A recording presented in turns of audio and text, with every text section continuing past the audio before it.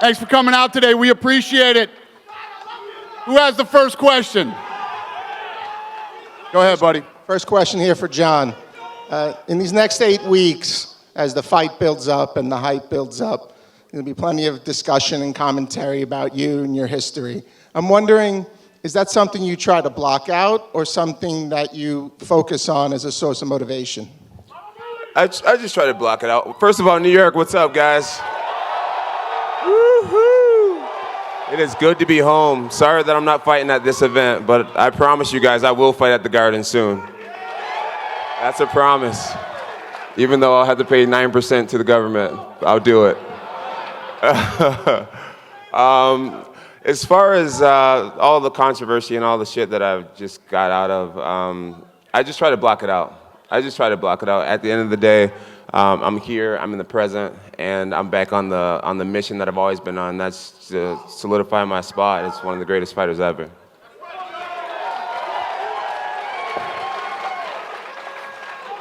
Go ahead. Jon, welcome back. Was there ever a chance that you could have headlined this event this weekend at MSG? What was the process there?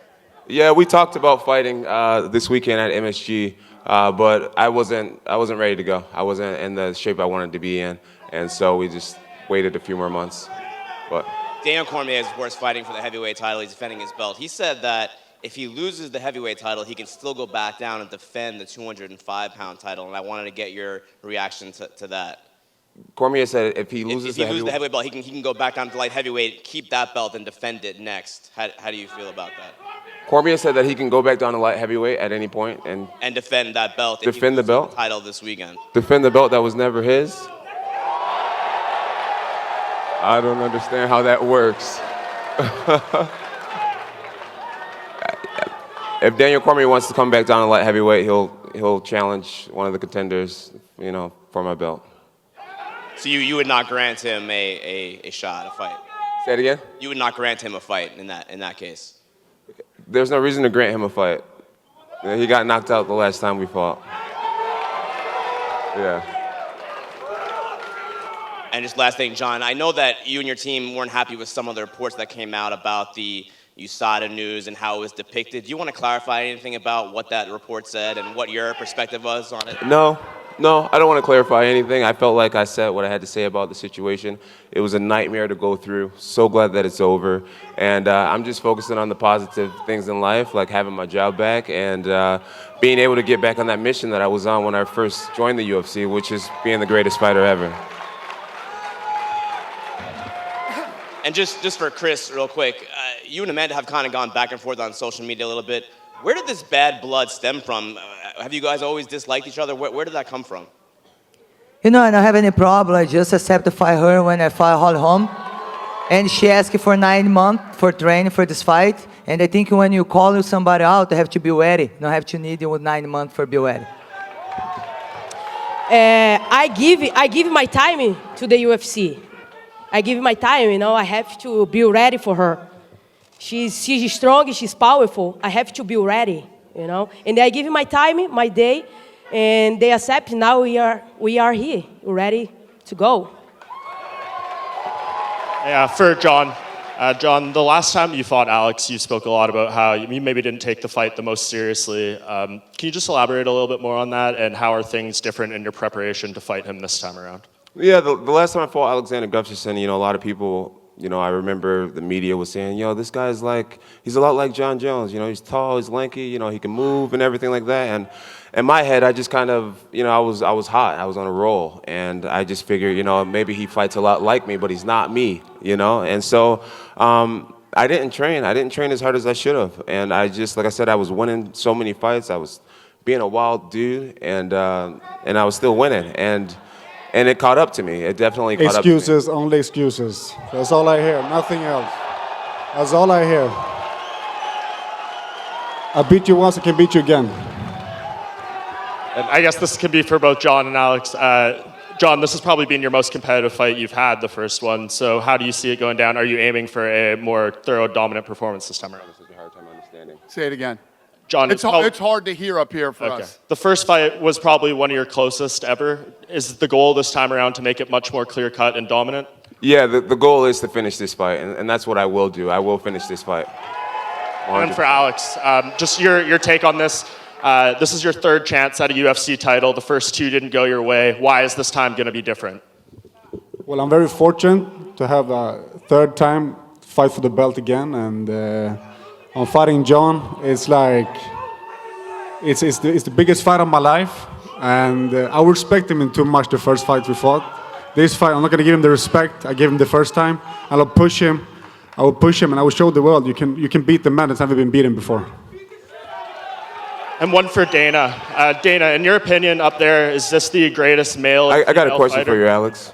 I'm here.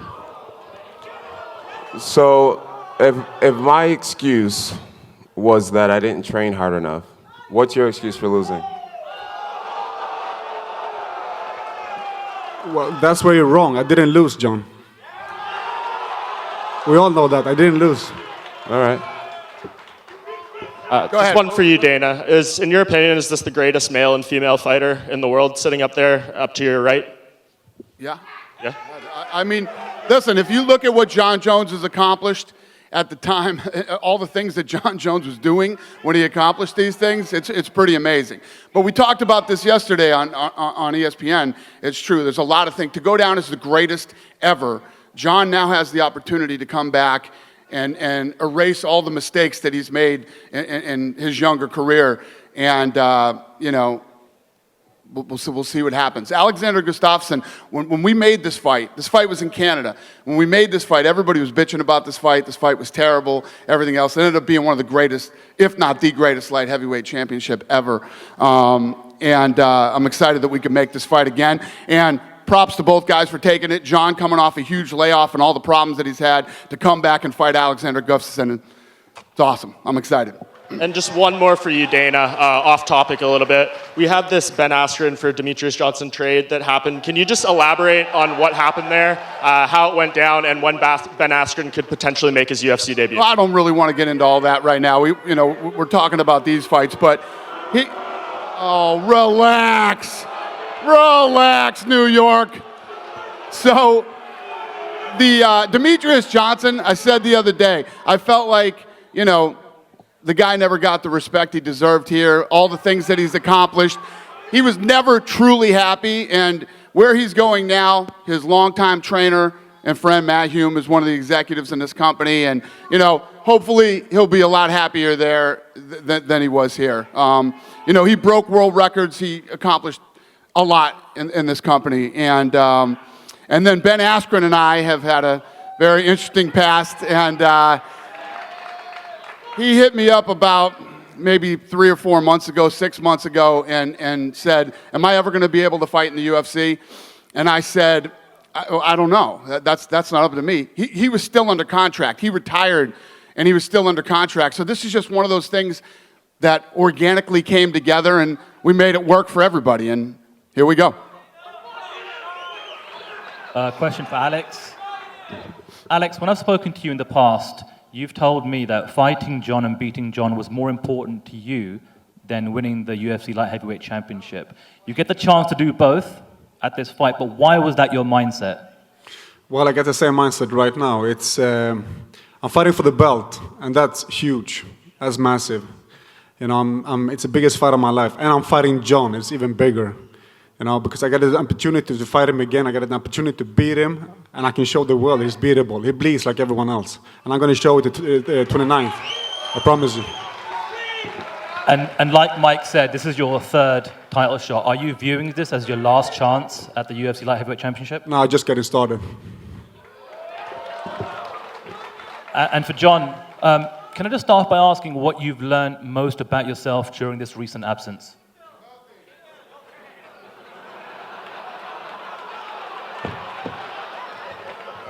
That was good.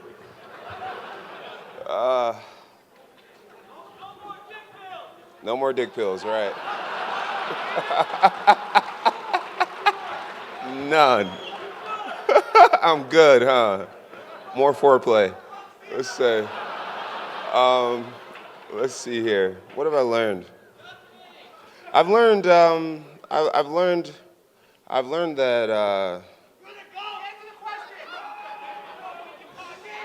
I've learned to put what's most important first, and that's my family. That's my family. That's it. That's it. Keep my family first. Keep God and family first. And what have you missed most about being in the UFC and being a professional fighter? What do I miss most of? All you guys, really. It's good to be here, man. I feel a lot of energy, even as I sit here. So I've missed all you guys. Dana White yesterday said that if you beat Alex, it'll be hard to deny you as the greatest fighter of all time. Are you viewing this as a legacy cementing fight? No, I don't. I try not to make any fight the biggest fight of my career. My fight is the fight to be the best ever, and that comes with every fight. You know, just the last time I was up here was against Daniel Cormier. He had so much to prove and all this shit, and I don't worry about individual athletes. I worry about the journey, not the individual battles. So I'm already way ahead of this fight here. You know, Gustafsson doesn't define me. I have a lot of fighting to do. So that's where my head's at, just becoming the best. Question for Amanda. Amanda, if you beat Cris, what is the future going to look like for you? Will you stay at featherweight? Will you stay at bantamweight? Will it be moving up and down the divisions? What's the plan there? You know, my energy is focused for this fight first, and then after that we can talk about. But definitely, I will get this belt home with me. I'm here for that. Dana White giving me this opportunity, and he know I'll be able to do this, and I will prove it. Let's see that. Let's see that. I will do. Let's see that. I will do. Let's see that. I will do. I will. Let's see. We will see. Let's see. You need 9 months for training for that. That's why I asked you for 9 months. Yes, That's why. yes. Keep working hard. Because I'm I going to see be you at there that ready cage. for you. And make sure you be there because I know you pull out before it fights. Yeah, I make did. sure you're going to be there. Make I sure. didn't pull out. I'm going to believe you when you be in But, the cage. for When you be this in the fight- cage, you close the door, I know you're going to be there. I will be there. I know. I will be hear the there. story before. All Make right. weight and then don't fight. I hear that. I will I make hear that. weight Okay. and I will be yeah. there. I will hear be that. there. I hear that. That's why I Hear asked that. for the fight because I Take will care be of silence for have problem today. there. I signed the contract because I will be Yeah, there. take care. I will. Amanda, down here to your left, just to follow up on that, you've beaten Miesha Tate, you've beaten Ronda Rousey. If you beat Cris Cyborg, do you think that makes you the best female fighter of all time? Definitely. You know, I'm here for that. That's why I asked for the fight. Because I want to be remembered the best female ever, you know, champion. I wanted these 2 belts for sure. And I wanted my name in the Hall of Fame in the Performance Institute. I wanted my name in there, registries, for everybody reminding me. Thank you. John, before UFC 214, I asked you about fighting Brock Lesnar, and you said, first, I'm going to deal with DC, and then I'm going to deal with Brock Lesnar. You didn't get that opportunity. Is that a fight you still want? Yeah, I would like to fight Brock Lesnar still. Absolutely. I think Brock Lesnar is one of the most entertaining guys. You know, people want to see him in the UFC against entertaining guys. So, yeah, I'm definitely looking forward to the opportunity to still compete against Brock Lesnar. Dana, just to follow up on that, we've seen that Brock Lesnar was performing this evening in Saudi Arabia. Is he welcome tomorrow at UFC 230? Yeah, people keep asking me that, but he's not coming here. He's not coming to the fight. Just back to John as well. DC's been talking this week about potentially wanting a third fight with you, maybe at heavyweight. Is that of interest? Would you like that fight? I will fight DC at heavyweight, but I feel like I have nothing to prove. I've beaten him twice, and I feel like fighting him at heavyweight is putting all the cards in his favor. I have nothing to prove against Daniel Cormier. I always say that a lot of this fighting is not personal to me. You know, my goals are just to be great. It's not about these individual rivals. So me challenging Daniel Cormier would be making it a personal thing. If he had beat me, then I could see me challenging him. But it's like I've done enough to that guy. I'm going to let him breathe easy and enjoy some of his stuff. Just one last one for Alex. Alex, you fought Jon Jones before. You fought Daniel Cormier before. Who's the tougher fight? No, the guy right to me. He's a tough opponent, but That makes the whole thing much more funnier for me. Did you beat DC as well? But I will beat you. I will beat you. No, I mean, we had a close fight. Do you consider that, did you get ripped off in the DC fight as well? It was a split decision. I lost. But I will beat you, John. But you did beat me, but you lost to DC. Whatever it is. Yeah, I did. But I beat you. What about Anthony Johnson? Did you beat him? No, but I still beat you, John. What about It's Phil all Davis? about our fight. What about Phil Davis? Did you beat him too? No, I beat you. I'm just trying to give you a psychological evaluation. That's the only thing that counts. Nothing else, John. Just making sure. It's just the past. John, for you, John, coming back after this long layoff, I mean, time and time off can really damage a fighter. How do you know that it's not going to affect you for this one? Because I've been training my butt off this whole time. I've been boxing nonstop, and I feel like that's been one of the biggest holes in my game is my hands, and I feel like I've closed that hole up a lot. I'm still not, a world-class boxer, but it's a lot better than it used to be. So I've been boxing all summer, and I can feel it in my sparring already that my hands have completely changed, defensively and offensively. Are you sure? No, I think so. Are you sure? I think so. I'm looking forward to it. Nice. There you go, a little personality. Keep going. And then, I took off a year before knocking out Daniel Cormier, so I feel confident in myself. And then the other time when I was out a year, I won by unanimous decision against Ovince St. Preux. So every time I've been out for a long time, I've always come back and showed up. I feel like fighting is in my spirit, it's in my heart, it's something that God blessed me with. So it's not going anywhere. Dana said something interesting about, winning allows you to somewhat erase the mistakes of your youth. Do you feel like those can be erased, or you just want to embrace that they happen and move on? I don't feel like they can be erased, no, but I do feel like society that we live in, people are able to forgive and forget as long as you show signs of trying to do better and trying to move forward. At the end of the day, we all have done things that we're not proud of, and that we've all made mistakes. The difference with being who I am is that you can Google me and figure out what's going on in my life. So I don't beat myself up over anything that's happened throughout my life. I forgive myself. I think that's very important to be able to do. And like I said, we all make mistakes. It's about what we do moving forward. I have a lot more chapters left in my book to write. Thank you so much, John. Thank you. Appreciate it. Cris, for you, I know when we talked after you tried to make this fight today, announced it in December, around September, and you were pretty upset. What happened to sort of calm you down and say, I'm okay, and wait until December for this fight to take place? The first thing, the UFC calling me, my manager, for a fight Amanda September 8th. And the other thing, I agree fight Yana Konaskaya in 3 weeks notice for fight Amanda July. And this is nothing happened. And they accept to fight her September 8th. After she's calling me out 6 months before. And she said, no, and she signed the deal for fight December. And the fighters, have an option. You have to wait, to keep training and wait. But she's gonna pay in December. How do you win the fight? I train for everything. I have 5 rounds. And I watch a couple fights, the Amanda, and I know she likes to do the pressure, but she don't like them her fighters put pressure on her. And I'm the pressure. When she did the best punch on me, I'm going to be the pressure. She's going to feel that. Thank you so much. Over here, John. Just wanted to get your thoughts on the main event this weekend between Derek Lewis and Daniel Cormier. How do you think it's going to play out, and what's your prediction? I'm a big fan of Derek Lewis. I gotta say that, man. He's hilarious. My balls were hot. That's great. That's classic. I think, I'm a PR nightmare, right? If I were to say my balls were hot, it just wouldn't have gone over the same way. It was like, fuck that guy. But he pulled it off, and it's become a sensation. I love it. I'm so confused with PR and all this shit. It's just not my thing. I would prefer my balls are hot over some of your PR nights. Yeah. We can get past it. Yeah. I do have DC winning the fight. DC's very fast.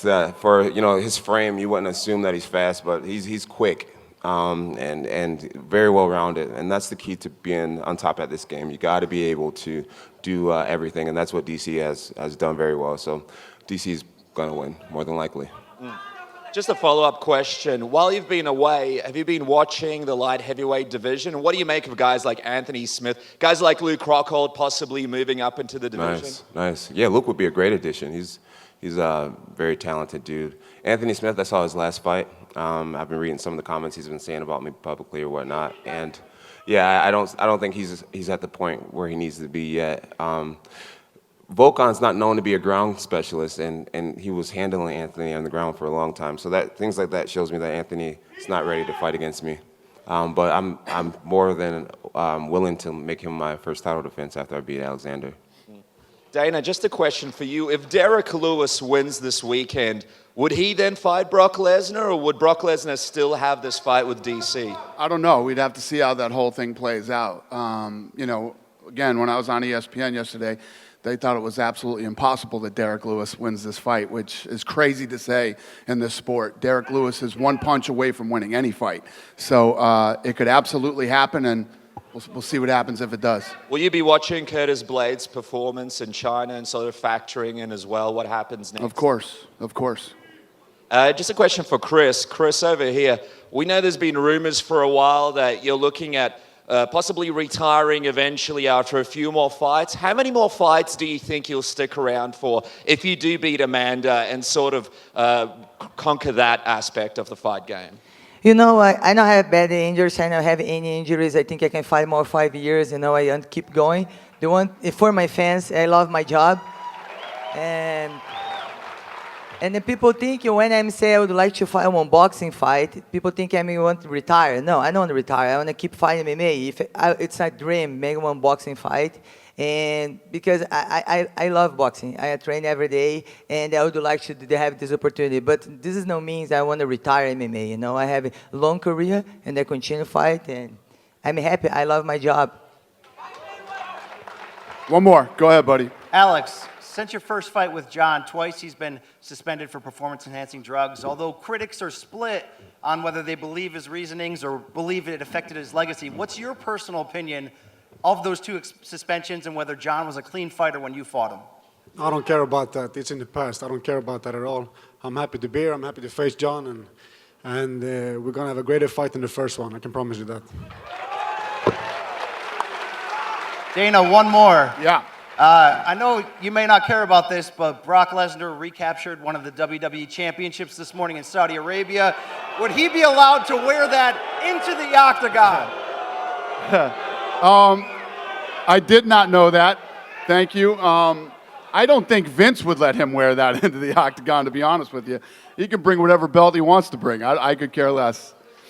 Hey, we're going to square these guys off, and then we'll get the weigh-ins going. Thank you, New York. You're always awesome. We appreciate it.